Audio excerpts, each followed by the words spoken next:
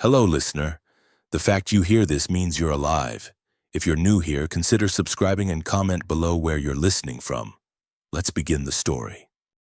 I was sliding the deadbolt when the pegboard radio hiccuped and fell into a voice that didn't want to exist. Multiple 9-9s, unexplained bite injuries, maintain distance. The last word bent, then snapped.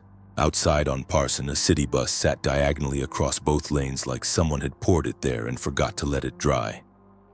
A hatchback coming the wrong way clipped its rear quarter and froze with the horn pinned. One long, unbroken note. No one screamed, they just moved. A briefcase fell open like a mouth. A woman dragged an empty leash before noticing there was no dog on it, and a kid jogged with the slow confusion of a dream. I hauled the roll gate down. Metal teeth kissed concrete. We're closed, I told an empty room because habit speaks when your brain stalls. Lights off, steel blinds down. The showroom folded into dusk. The glass stopped being a mirror and became a wall. Sirens threaded the block like stitches pulled too tight. I listened with the kind of patience you keep for machines that might cooperate if you show respect. Noise draws attention. That rule never retires. My name is Jack Mercer, and today my small gun shop became a refuge. The showroom is a rectangle built by a man who trusted straight lines. Cases run parallel to the glass, tools live behind a waist-high bench, and the office bites a neat square out of the back corner. I keep it spare because spare reads fast when seconds get expensive. Today they already were. First, visibility. I flipped the shared breaker off. The red glow died like a heartbeat that remembered its manners. The front glass wears laminated armor with wire mesh beneath. Behind it, steel blinds can turn the room to late evening at noon. I dropped every slat, then draped a gray tarp over the shiniest case so a stray headlight wouldn't throw us on stage. Second sound. The display cases hum if you don't remind them not to. I switched off their in-case lighting and powered the compressors down. I taped felt under a wobbly stool foot. I pulled the bell from the front door latch and pocketed it. A refuge doesn't jingle. Third, distance. I moved anything we'd need within a single arm's reach and cleared lanes from front to main to vault. The vault isn't a bank, just the room I overbuilt because my brain never trusted good enough. Reinforced steel, secondary deadbolt, a palm-sized ventilation grate that looks decorative and isn't. Inside, paperwork, an extra cot with clean sheets, a fan that whirs like an apology, and shelves for the things we'll only need if we're unlucky. The pegboard radio coughed. Static. Then a dispatcher trying to sound taller than fear. Maintain distance. Unknown aggression.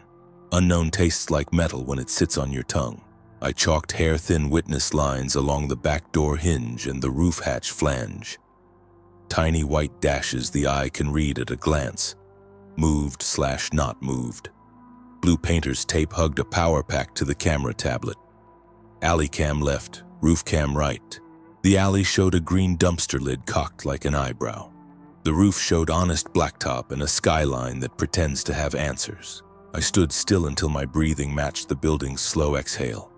The first rule took its place. Noise draws attention, I said into the dim. We don't audition.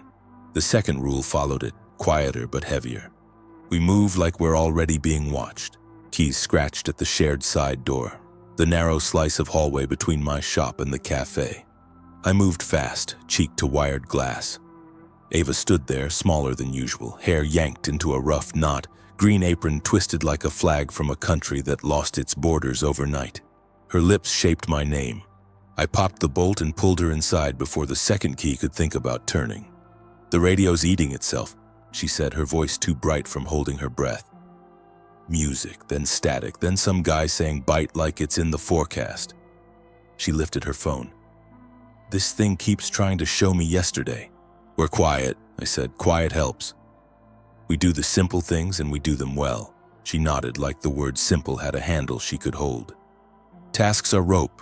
I handed her one. Blinds to the floor, every panel. Anything that glints, cover it. Phones and the cafe till in the vault. Face down. Silent. If you have to call, do it from back there. She moved like a barista on a slammed morning. Efficient, precise, no extra sentences. Burnt espresso and sugar clung to her clothes. That smell made the dark feel less like hiding and more like staying. The pegboard radio coughed a weather clip as if a basement computer still believed rain mattered. Sirens thinned until they sounded farther away and more numerous at the same time. Ava's hands paused on the last slat, fingers listening through the metal. "Do we let people in?" she asked without looking at me. "We don't invite noise," I said. "We watch, then decide. Hearts don't vote while they're sprinting." She exhaled and got smaller in a way that wasn't weakness. It was economy. We set corner floods to bounce off the ceiling so the room glowed without turning us into silhouettes. I taped felt over the metal lip of the counter so a careless hip wouldn't sing. Ava stacked 3 flashlights by output like she'd been here her whole life. The cafe's radio, muffled through the door, skipped from a jingle to a dead tone and back. It was so quiet we could hear the building settle. So did we. A measured knock at the back, 3 soft taps with space between, found us in the kind of silence that counts. I checked the alley cam, then the peephole, then the chalk line I'd drawn on the hinge. Still clean. I cracked the door. Frank Doyle stood framed by steam from the rain-wet alley like he'd brought his own weather. Retired mailman, professional early arriver. He stepped in with a sailor's balance, set a canvas tote on the bench as if it could bruise. "Brought some bits," he said. Inside, a lithium flashlight already tested, a coiled phone charger, 2 clean dish towels rolled tight, and a fistful of old postal rubber bands he treated like hardware. "Scanner at home?" I asked. "Sitting next to the bowl of keys, pretending today is on schedule," he said. "Phone fed me traffic, then nostalgia. Now it's showing me yesterday like a rerun eyes and ears then," I said. "Everything else is rumor." A second knock, unpracticed like panic-finding rhythm. I rechecked the cam. Rafi, breath fogging, cap twisted, apology already forming. I let him in and slid the bolt before anyone could second-guess it. "Mr. Mercer." "Jack, sorry. My boss said go home, and then the group chat said don't, and then..." Words tripped over each other. He held his hands out, palms up like evidence. Fresh nicks from work, nothing angry. "Wash anyway," Ava said, steering him to the sink. The old pipe coughed up water with a coin's aftertaste. Soap, nails, wrists. Fear leaves when you have something to scrub. Frank unrolled a towel and set it beside the first aid kit like they'd always been a pair. I pulled the dry erase and wrote columns. Time, people, injuries, water, food, batteries, fuel, decisions. Numbers spoken out loud become promises, numbers written down become jobs. "Water," Frank said, fishing 2 flats from under the counter. 24 half-liters each, that's 24 liters total. He stacked them like bricks that remembered they were once rain. "Food," Ava called from the storeroom. 20-something cans, beans, soup, pasta, 3 jars of peanut butter. "Stop judging me in your head. No one judges stored protein," Frank said. "Batteries," I added. 6 AA packs, 3 AAA. Headlamps in the blue bin. Rafi brought them, lined by lumen like a kid sorting trading cards. "Fuel?" he asked. 2 red 5s under the bench, locked. "Generator if a life asks for it. Otherwise, dark as our friend." I taped a note to the Jenny. "If hiccups, check fuel air mix, because future use deserve breadcrumbs." Phones in cafe till went to the vault, face down, silent. The corner floods pointed at the ceiling turned our box into a low sky. I handed out rolls like spare parts. "Frank, you and Rafi take first watch. 45 on, 15 off. Frank is watcher, eyes, notes. Rafi, runner, hands, speed. Call before you're sure." Rafi nodded too fast, then corrected to a single deliberate dip. Frank slid the marker from me and improved my handwriting without comment. The pegboard radio coughed a phrase, "Maintain distance," and died back into snow. Sirens braided somewhere south. The building exhaled. For the first time since the bus locked the street, the room felt less like a store and more like a plan. Lists don't panic, people do. So we made the room think in lists until we could keep up. Ava brought the blue bin to the counter and stacked flashlights by output.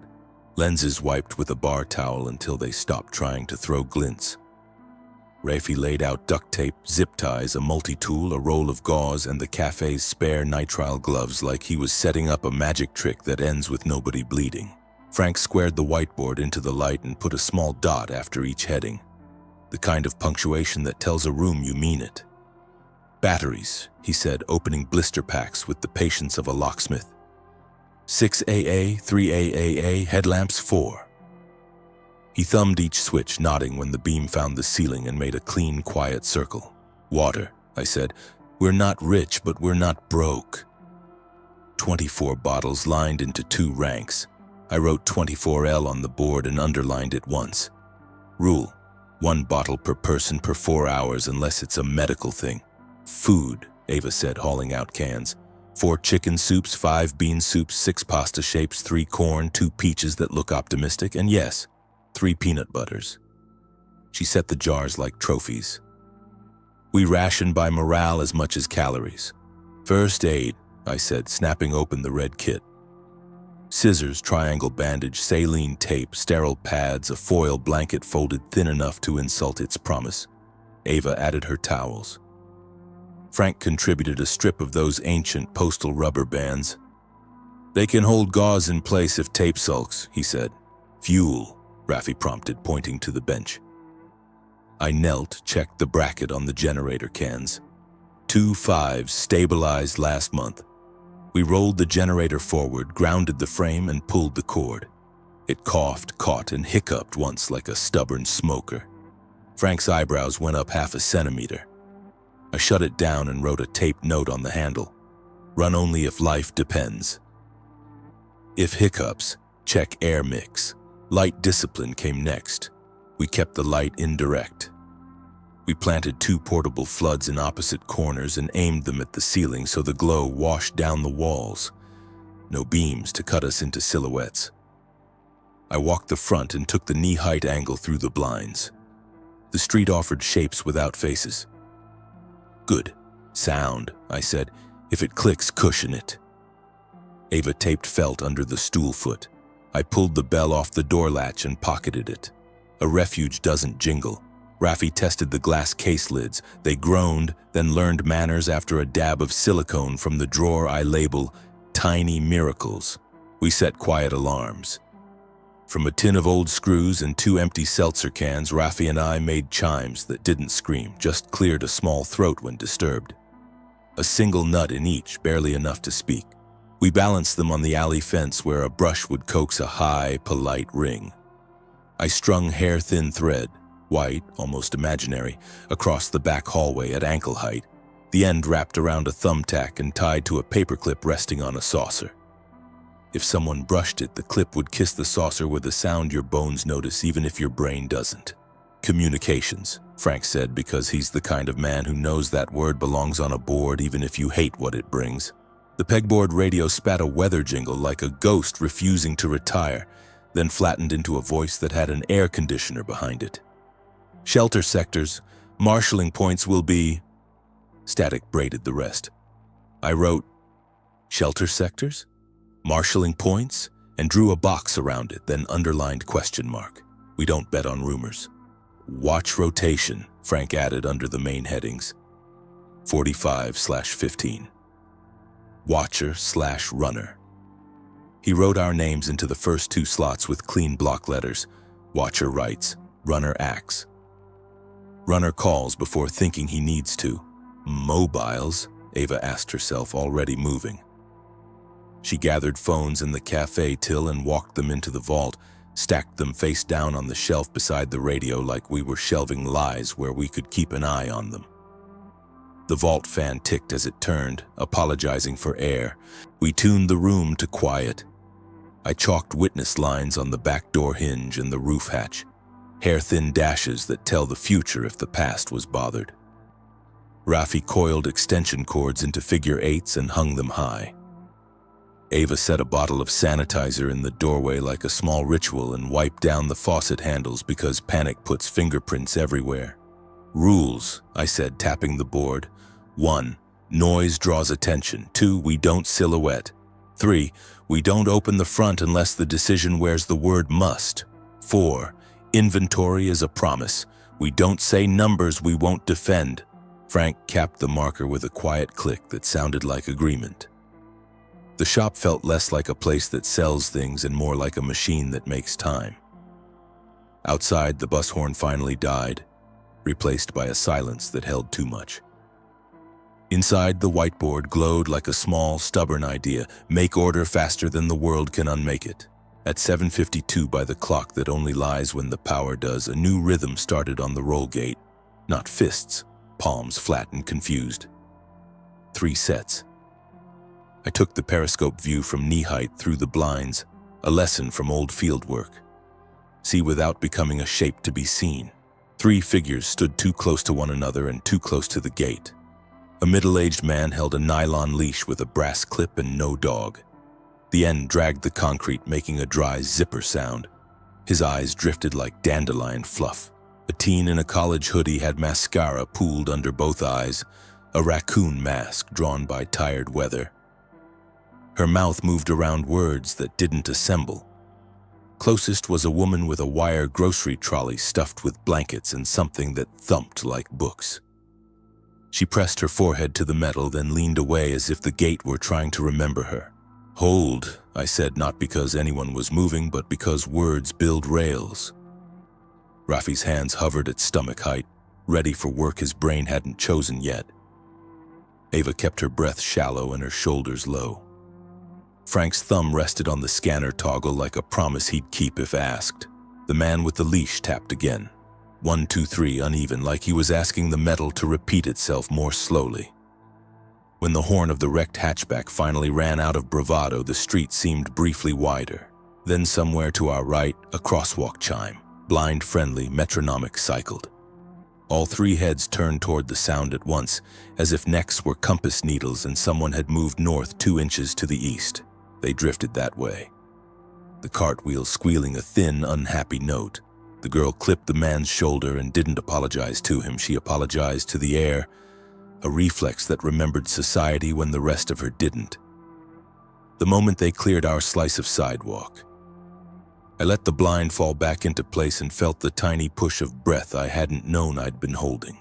"Lesson same as always," Frank said quietly. "Noise draws." "Gate stays closed," I answered, giving the rule a chair in the room. We didn't cluster. We rediscovered cover behind shelves, kept lanes open, made ourselves smaller without making ourselves helpless. Rafi edged to the side window and took a slow, angled look. "They didn't look like they wanted anything," he said, voice almost disappointed. "They wanted the loudest thing," Ava said. "We just didn't volunteer." I chalk-checked the back door hinge, witness lines untouched. The alley cam showed our polite little cans still balanced on the fence like they'd fallen asleep standing up. The roof feed was just roof. The knocking had ended. The test wasn't over. Tests rarely announce their grading schedule. I wrote on the board under decisions: front stays shut. Watch for rhythmic sounds. The words looked small against the white. That's okay. Small things stack. Rules are easy when the street is a diagram. They get harder the minute the street borrows someone's face. The first thump came from the cafe's service corridor. Soft, apologetic, not the kind of sound a break-in makes. I checked the alley cam. 2 shapes in the narrow run between the dumpsters, one carrying the other in a clumsy half-cradle. The carrier, broad-shouldered, sweat dark at the collar, tilted his face up as if a lens could be merciful. I switched to the side hallway cam. There they were, framed by damp cinder block and an exit sign that promised more than doors can give. "Help," he said to the seam of the door, not loud, like he understood volume is a vote. "Please. She just needs water, a place to sit." The last word bent and didn't straighten. We did not decide from the front, we decided from the back. Better angle, more control, a tighter corridor. I slid the service door an arm's width and set rules at the threshold out loud. Slow. No touching the walls. Hands open. If anyone moves fast, the door closes. "I'm Ben," he said. The woman leaned into him, limp but breathing. Up close, her skin had the dusty shine of a fever that's thinking about becoming a language. "This is Nora. Any bites?" The question felt cruel in my mouth and necessary in the room. He looked at the bandage on her forearm like it had been living there rent-free and he'd only just noticed. "I don't know what it was," he said. "We were near the loading dock by the market. Someone fell or didn't fall right." She tried to help. They grabbed. I pulled her away and then she bled, and then the clinic door had a sign and... He ran out of road. "Inside," I said. "Slow." We moved the world around them to make room. Ava cleared the workbench with a sweep that was somehow gentle. Frank held the vault door wide with his shoulder so air could move where eyes needed to. Rafi brought the first aid kit and a roll of trash bags because he'd learned this morning that mess is a kind of danger. "Talk to me, Nora," Ava said, voice pitched like the quiet part of a song. "Name?" "Nora," she answered herself, smiling like she'd found it again. "I'm hot, not dramatic, just thick." Her pupils held the light too long before letting it go. "This will sting," I said, cutting away the shirt strip bandage with the good scissors. The skin underneath was angry, not clean. Ragged edges, a bruise spreading like ink under water. No obvious teeth pattern, which didn't comfort me. "We're going to clean, then wrap, then water. You're going to sip between sentences." She laughed once at that, half cough, half grace note, and swore like a person who still owned her words when the alcohol bit. Relief moved through the room in a private current. Pain is proof of occupancy. Ava counted sips. 1. Breathe. 2. Breathe. Rafi held the bottle and watched her throat work, lips moving along with the numbers like they were a spell. Frank wrote on the board without looking down.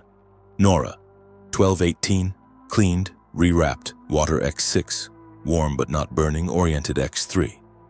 He added a dot after each note the way he does when he wants the future to recognize the past's effort. "Fever?" I asked. "Warm," Ava said, back of her hand to Nora's forehead. "Not stove hot."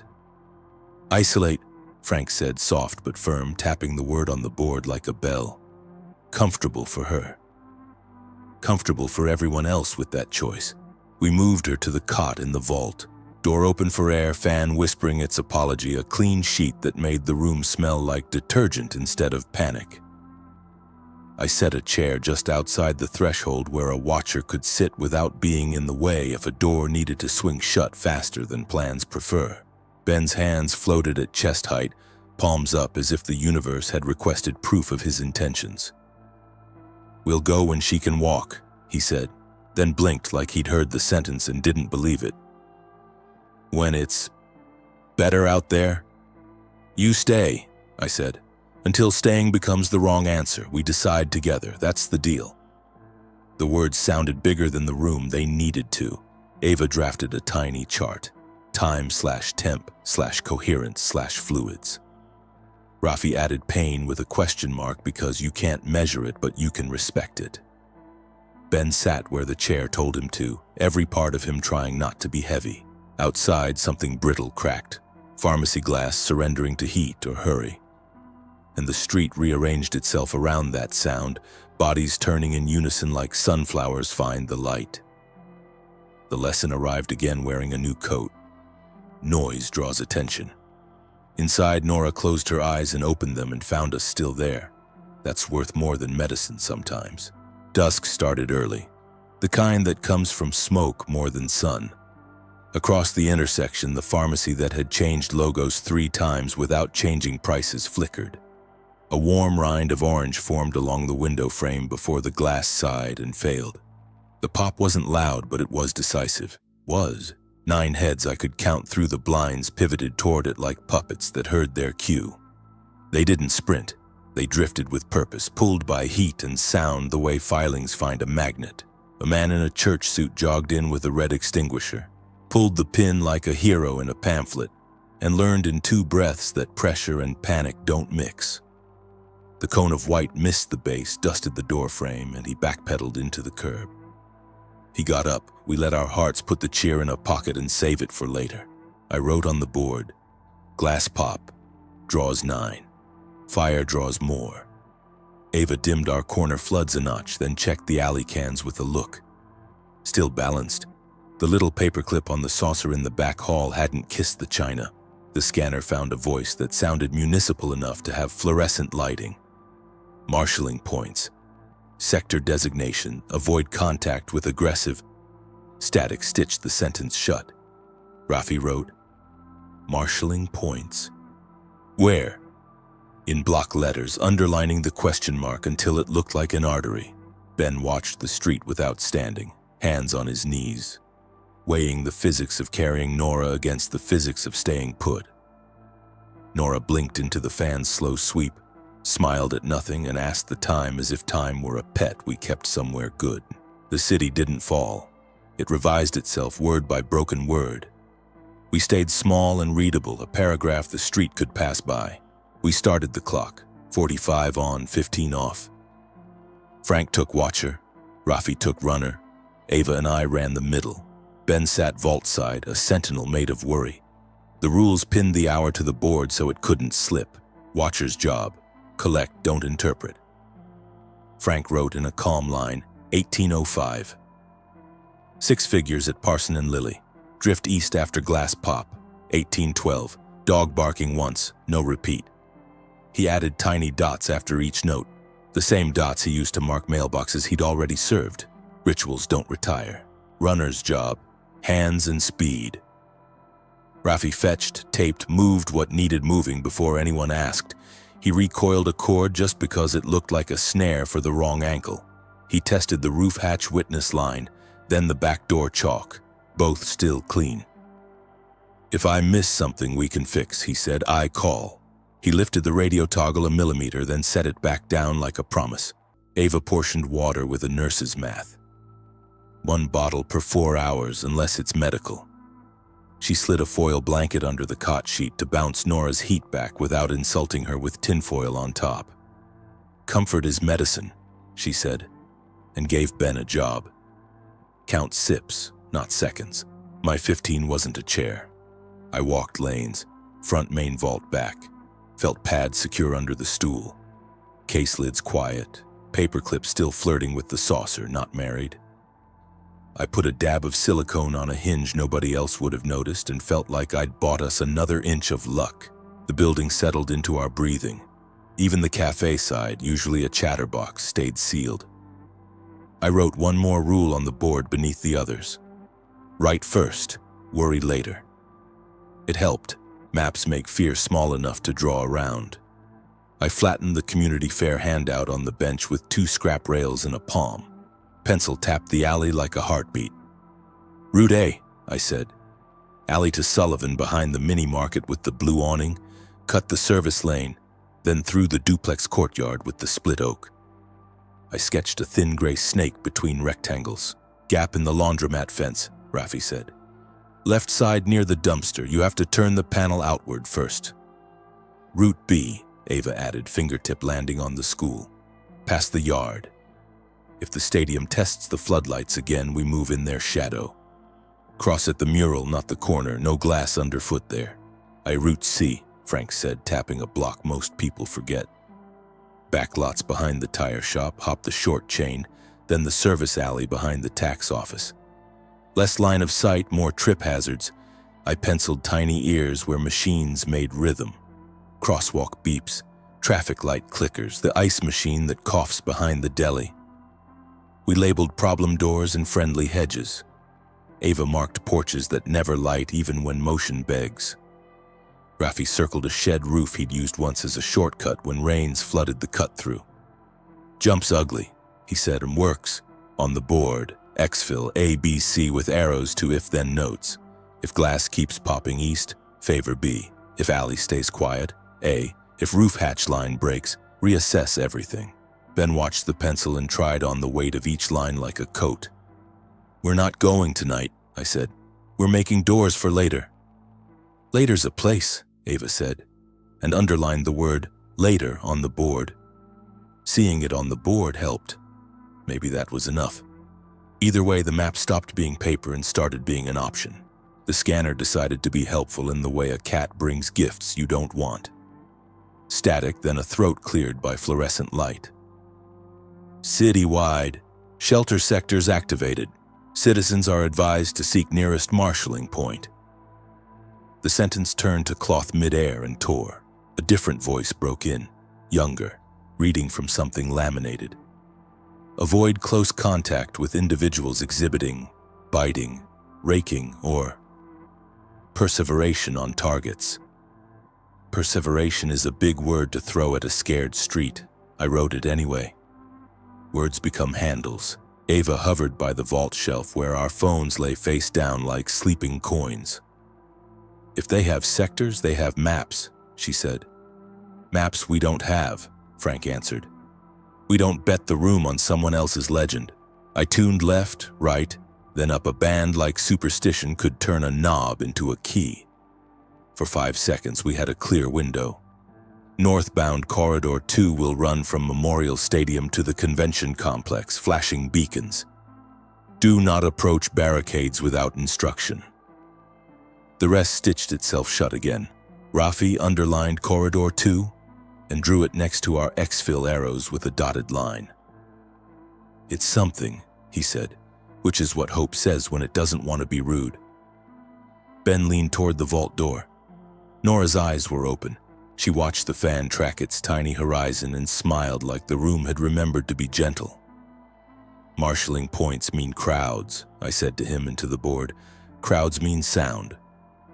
Sound means attraction. So we wait, he said. It hurt him to agree, but he did. We made a new line beneath decisions: monitor corridors, do not chase lights. I circled do not twice. The radio tried one last time to convince us we were part of a larger paragraph. Maybe we were, but paragraphs are safest when you can read them. We couldn't, so we wrote our own sentence and made it short enough to remember in the dark. Frank made a sound that wasn't a word, the way a kettle begins before it knows about steam. He nudged the blind with a knuckle and looked through the knee-high slot. That's Mrs. Pritchard, he said, voice trying not to choose a tense. Yellow duplex, hums when she waters geraniums. Across the street, a woman moved with the careful wrongness we were learning to recognize. Cardigan snagged at the sleeve. House shoes. Lips moving, not for speech but for tune. One of those hymns that sits in the background of a kitchen. She turned her head toward a crosswalk chirp and drifted, humming that tiny line like a metronome only she could hear. Frank didn't cry. He shifted his jaw like a man getting ready to carry something heavy without using his hands. Christmas. She always tried to hand me a tin like I still had the root, he said to the floor. Cookies I don't even like much. I always took one. You're not going out there, I said, not a command, a guardrail. I know, he answered, and his eyes went back to the blind slat and then to the board where Noise Draws sat like a councilman who never leaves. He wrote, small in the corner, Mrs. P. humming. Eastbound at 1834. He wiped his thumb across the dot at the end, making it shine. That was his ceremony for a thing that doesn't get a funeral. Nora startled awake and asked, Is that music? Ava said, No, honey. Just the fan, but we all heard the echo. The human cost isn't a number, it's a tune you still know the words to even when the words don't help. By early evening, the chaos stopped thrashing and started organizing itself. Not into lines you could draw, into habits. The figures on Parson oriented to anything rhythmic, the crosswalk chirp, a traffic light relay that clicked when it cycled, the deli's ice machine coughing every 90 seconds. Heads turned on the cough like dogs to a whistle. Metronomes, Frank said, writing it on the board. They like regular. Ava unplugged the mini-fridge in back because its compressor stuttered at odd intervals. We didn't need surprise punctuation. Rafi timed the crosswalk chirp at the corner, 7 seconds on, 6 off, and said, If we had to move, we'd step between beats. I watched a trio that had been wandering without aim settle into a slow drift every time the bus's hazard blinkers flashed. When a tow truck finally bullied the hatchback back into a lane, the flashers died. The trio lost their north and paused like wind-up toys between keys. Predictable is a door handle you can turn, but it also means the house you're in has rules now. Right before you worry, I told myself and put on the board. Rhythm draws. Predictable equals safer plus scarier. Ben asked, If they like rhythm, what do we like? Edges, Ava said. Shadow lines, gaps, quiet. Nora watched the fan sweep and matched her breathing to it because the body looks for something to dance with, even when music is the enemy. Her forehead felt cooler to Ava's hand. We took that win and didn't ask for 2 in a row. The light outside thinned to that apricot that makes windows honest. A dog barked once, reconsidered the value of opinions, and quit. There's a shelf in every day where a decision waits with its price tag turned over. We reached ours at 1910. I put the word on the board because saying it out loud had too much weight. Stay/go. We can move while they're listening to the pharmacy and the tow, Rafi said. Energy proposes motion. That's what it does. And put Nora on the street? Ben asked, regret loaded into the word street until it bowed. Ava looked at the map, the Exfil arrows, the dotted hope of Corridor 2, and then at the vault's open door where the fan whispered neutrality. If we had the corridors start and end, maybe, she said. But we have nouns without addresses. Frank uncapped the marker and printed the rule he wanted to vote with. We don't bet the room. Then he raised his hand. Stay. Ava's hand went up, not eager, firm. Stay. Rafi's hand popped to go, then hovered, then came down to his chest like it had changed its mind without asking him for permission. I can run, he offered, which wasn't the question. He met Nora's eyes by accident and it answered itself. Stay. Ben didn't have to vote and did anyway. Stay, he said, and something unclenched in his shoulders. They looked at me like teams look at a coach who didn't volunteer for the jersey. I don't pretend democracy makes danger smaller. It makes us clearer to each other. Stay, I said. The word stopped being a question and started being a plan. Once you say stay, the to-do list shows up uninvited and helpful. We wrote it under decisions as if the board were a foreman. Layer alarms, choke points, light discipline, quiet routes to vault. I added sleep plan even though sleep sounded like fiction. 45 and 15 holds, Frank said. We keep the machine running. The room didn't cheer. It agreed, which is better. Staying isn't stillness. It's making small movements inside a safe perimeter. We walked the perimeter like a slow clock. Alley first. Rafi set our polite can chimes at 3 heights along the fence rail so a brush at knee, hip, or shoulder would ring a different note. He tested each with a pinky, letting the metal speak just loud enough for Bone to hear. Ava drew tiny chalk arrows on the concrete pointing to the nearest cover from each door, an alphabet we could read while our brains were loud. Inside, I strung hair-thin thread across the back hallway at shin height, looped around a thumbtack and tied to a paperclip resting on a saucer. A breath could move it. That was the point. We chalked witness lines on the roof hatch and back door hinges, white, hair-like, readable at a glance, moved/not moved. Frank redistributed weight, heavy cases to block casual push paths, stools turned on their sides to make soft choke points that slow a body without making it climb. He hates traps. So do I. We add friction, not traps. We leave lanes wide enough for a person to run without looking down. Ava dimmed the floods one more notch and taped a clean square of paper over the indicator LED on the camera tablet. Little lights tell the wrong stories through glass. We placed 3 grab kits, tape, gauze, gloves, a bottle of water, a headlamp. One at the front, one mid-floor, one by the vault. Rafi added a multi-tool to each and a single rubber band, Frank's idea for holding gauze when tape sulks. On the board, I wrote our sleep rotations even though no one believed bedtime was a real place. 2 down at a time, 20-minute catnaps during someone else's 15 if the room allows. The room did not promise. We stood in the dim and let the building learn our new shape. The shop used to sell things. Tonight it would buy us time. That's a fair trade. We took the ladder to the roof during a lull bought by someone else's mistake 2 blocks over. The hatch opened on a square of cooler air that tasted faintly like damp concrete and bakery sugar. I put my palm near the witness line. Chalk still a clean thread. Good. The roof is an honest map. North, the school's football field like a green coin pressed into a shallow bowl. East, A run of backyards stitched by fences, laundry lines like staff paper for a song no one could sing tonight. South, Parson widening into a small river that forgot about traffic laws. West, the downtown glass stack pretending to be confident. New landmarks for the plan. The mini market with the blue awning, Route A's waymark. The tire shop's back lot with its pyramid of rubber. The mural on the brick where Route B would cross with less crunch underfoot. We watched a pair of figures navigate toward the crosswalk chirp, then stop dead when it cycled off. Rhythm owns them. Useful, dangerous. We didn't linger. Noise draws attention, and so does silhouette. I eased the hatch closed, felt the seal bite, and touched the chalk line again, adding a tiny 7:12 p.m. secure in script only we would recognize. Back downstairs, I wrote "roof clear" and underlined it because it helps to mark it on the board. Evening thinned the edges off everything. The scanner found enough backbone for a proper sentence and a half. Evacuation corridors will be established, north by northeast from Memorial Stadium to the convention complex. Flashing beacons. Do not approach barricades without... Static swallowed the verb. Ava looked at our map, then the dotted hope line Rafi had drawn for Corridor 2. If we can see beacons, we'll see crowds, she said.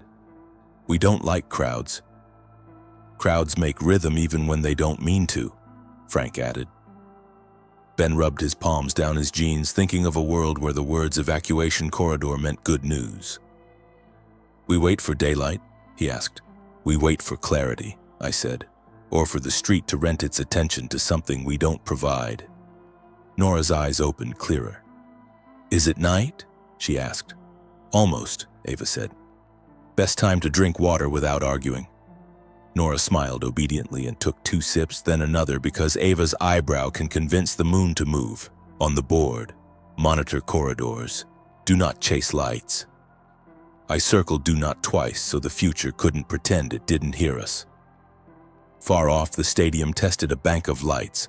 One hard white pulse and gone. 3 figures in the next block pivoted toward the ghost of it and stood like plants waiting for dawn. I felt hope. I didn't act on it. Hope is a guest. Plans are tenants. At 20:05, the room went still and held. Quiet can be loud when you're borrowing it. The first alarm arrived at the roll gate. Short, long. Not fists, not random. A rhythm with intention, like someone who'd been taught a code but forgot half the alphabet. The metal shivered along the frame. The bolts hummed a note you feel more than hear.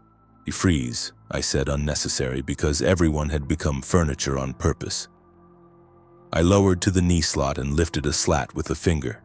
Street lamps washed the sidewalk into pale ovals. The figure by the gate changed height as if hinged in the middle. Hunched, then tall, then hunched. The motion was wrong for sober and wrong for drunk. It felt controlled from somewhere else. A voice came through the seam, muffled enough to be anybody. Not my name. A syllable that could be help if you lent it charity. Could have been Ava if you owed the night a favor. Ava's breath caught. Frank set a hand an inch from the scanner toggle, then didn't touch it because he's the kind of man who knows not touching is sometimes the touch that counts. Hold your lines, I said, as much to the room as to myself. We don't audition. The second alarm arrived almost on top of the first. The scanner cleared its throat and delivered half a clean sentence like a waiter who remembered your order but not your table. Northbound Corridor 2. Flashing beacons will. Do not approach barricades without instruction. Medical triage at... Cloth tore. Silence sewed the rest. Rafi's eyes threw questions. It's clearer, he whispered, as if clarity were a thing that would run if we spoke loudly. Clearer isn't clear, Ava said, and I loved her for the exactness of that difference.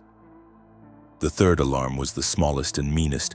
From the alley, a soft metal scrape like someone drawing a ring across corrugated sheet. No chime, just the sound of steel remembering teeth. Our polite cans stayed balanced. The thread in the hall did not twitch. But the scrape repeated twice, moving left to right as if a palm slid along the fence testing for purchase or company. We were a triangle of attention: front, radio, alley. We couldn't afford to give any one side all of us. I divided us without moving us. Frank, radio. Ava, front with me. Rafi, alley on the tablet. Ben, chair by the vault. If I say close, you close. Ben sat. Nora's eyes tracked the motion and steadied as if the act of assignment is medicine. Identify yourself, I said to the metal, keeping the voice low and flat. The kind of voice that doesn't give strangers the shape of your throat. Nothing answered that belonged to daytime. The scrape in the alley strolled back the other direction, lazy as a coin across a ribbed table. On the tablet feed, the camera saw no one. We saw vibration in a loose piece of siding, wind's cousin pretending to be a person. The not knowing pressed against the room like humidity. You don't sweat from heat. You sweat from your skin trying to make decisions your head isn't ready to ratify. The roll gate took another short, long, and then a pause that wasn't absence. It was patience. Ava's hand hovered over the inner pass-through we used for packages, the baby gate in the adult door. I shook my head a fraction. The building's bones held their breath with us. The radio tried again, a different voice, clipped and careful. If you are inside a secure structure, remain in place. Do not signal from windows or doors. Do not. The sentence died like a bad battery. Sometimes the universe edits for you, Ava whispered. If that is help. And if it's a mouth that learned our names, Frank countered. No heat, just mathematics. We let the argument stand. No one pushed it. There's a skill to not finishing sentences you can't afford to end, Ava whispered. If that is help. And if it's a mouth that learned our names, Frank countered. No heat, just mathematics. We let the argument stand. No one pushed it. There's a skill to not finishing sentences you can't afford to end. The roll gate voice tried one more syllable, a soft wedge of sound. Not help, not Ava, not anything English wanted to claim. Then nothing. Not gone. Waiting. I realized my jaw hurt from saving words in my teeth. I unclenched and said the only ones we owned. We hold our lines. We are a Porch-Light, not a lighthouse. Light that doesn't call ships, just says someone is home. Ava's shoulders lowered a quarter inch. Frank wrote Porch-Light very small at the bottom corner of the board, like he was adding a footnote to a prayer. Rafi scratched his neck and grinned without humor. Cat's got better balance than me, he said. That counted as comedy. It moved the room's blood. Outside, the city shuffled pieces on a board we couldn't see. Inside, we remained the size of our plan. We didn't open. We didn't speak the gate's rhythm back to it. The room accepted those non-choices as choices and settled in that particular way a shelter does when everyone agrees to be useful at the same time. Frank logged 2007, gate knock pattern SSL, 2008, scanner half-sentence re-corridor, 2009, alley scrape, visual equals negative, culprit later identified as cat. He drew a dot after cat and underlined it once, giving the universe credit for one harmless truth. Ava sat front left behind the shelf where the blind gap angles to the sidewalk. She kept her eyes on defocused shapes, not faces, so her body wouldn't bond with strangers we couldn't afford. Rafi rotated mid-floor, checking the grab kits, recoiling what had found a way to coil wrong, resetting the paperclip and saucer like a bartender polishing glasses for the next rush he hopes won't arrive. Ben held his assigned chair like a post. It mattered that he had a job not named worry. Nora slept, woke, asked the time, apologized to the question, sipped, slept. Ava swapped a cool cloth across her forehead without fanfare. The room stayed quiet by discipline, not by accident. I walked our lanes and listened for difference. The building makes a dozen small statements even when it thinks it's silent. Duct ping, wood settle, the roll gate's metal cooling. Every known noise is a friend who taps your shoulder instead of grabbing your arm. I cataloged them like inventory. This, not that. The voice outside did not come back. The gate did not learn a new beat. The alley, now satisfied it had given us a cat, offered only the soft slump of wet cardboard. At 2022, the scanner delivered a line that would have comforted a different room. Units are static. Citizens are advised to shelter in place, avoid signaling from windows we already had. Comfort wasn't the point, alignment was. It's good when strangers echo your board. We added one more quiet fortification not on the list. Ava taped a strip of paper over the small green power LED on the wall strip. One less star for the night to read wrong. Rafi blacked out the glossy label on a case lid with a marker because shine is a language too. Ben breathed out a sound halfway to a laugh. You two would make a bomb shelter feel like a library. Libraries are good, Ava said. Books don't chase lights. The hour stretched like a cat, then curled back up. We gave it water and a place to sit. That's what hours want. When my turn at the front came, I took it the way you take a relay baton from a runner who knows your stride. Knees bent, shoulders easy, eyes soft. The sidewalk existed in thin slices through the blind, none of them dramatic. Better that way. Drama is bait. Behind me, the whiteboard glowed in our indirect light. Under decisions, the last line had room for one more note. I didn't write it yet. Some sentences borrow power from waiting their turn. If you listen this far, you already know the rules we learned the hard way. Noise draws attention. Write before you worry. Don't bet the room. Be a Porch-Light, not a lighthouse. And most of all, hold your lines. Out there, someone or something tested our door with a rhythm we'll hear again. In here, we chose each other and a plan that made the night smaller.